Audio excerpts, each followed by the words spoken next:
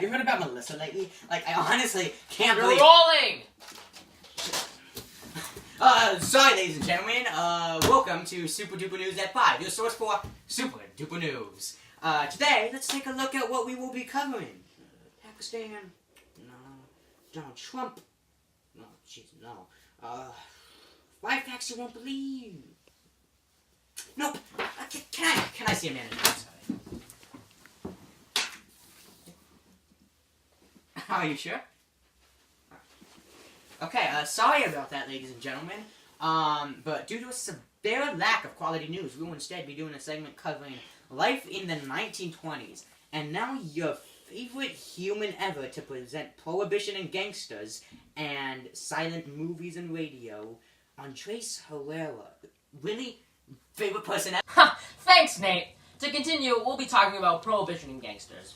Prohibition stemmed directly from Woodrow Wilson's presidency. Although he had many accomplishments during his time, prohibition was not one of these. With prohibition, alcohol was outlawed, and not many people were happy with that.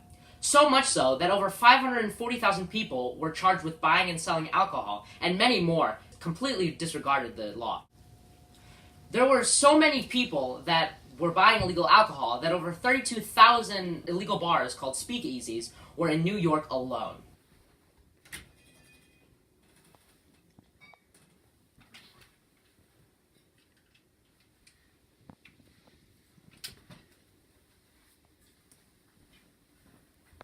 With these speakeasies, a billion-dollar illegal liquor industry was created.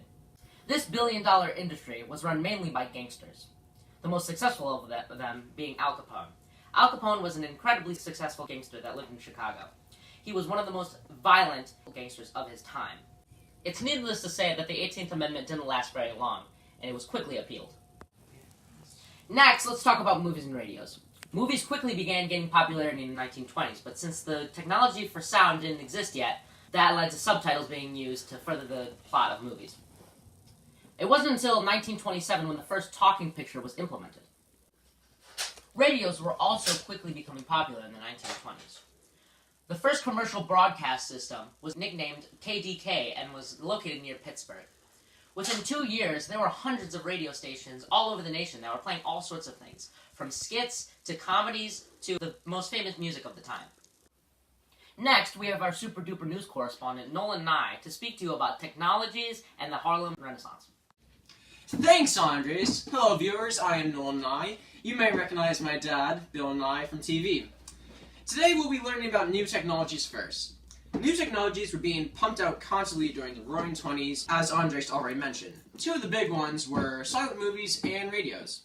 But those weren't all. You also had Henry Ford making his automotive empire in the 1920s, due to economic prosperity of the time. Americans were working less and started getting more time off work, a trend popularized by Henry Ford. Next up, the Harlem Renaissance. During World War I, many African Americans moved north to take over factory jobs left vacant by the whites in war. They caused large blocks filled with African Americans to form. Due to these blocks, black culture began to flood the streets of America, with arts being produced by blacks becoming more prevalent. This time was known as the Harlem Renaissance. People like Claude McKay making poetry, Langston Hughes becoming a leading voice, and other famous names like Louis Armstrong contributing to the spread of African American culture. We will now cut to a commercial. Thanks for watching. 7-Up is a great drink.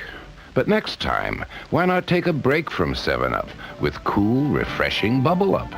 Bubble Up has a tart, tangy taste that quenches your thirst with a bubbly kiss of lemon, kiss of lime. Bubble Up. Now that you've got a choice, come on. If you're a lemon lime lover and you haven't tried another lemon lime in a really long time, maybe it's time to take a Bubble Up break. Welcome back, everyone. Thank you for joining us for our piece about the 1920s. We will be covering women and literature in this section.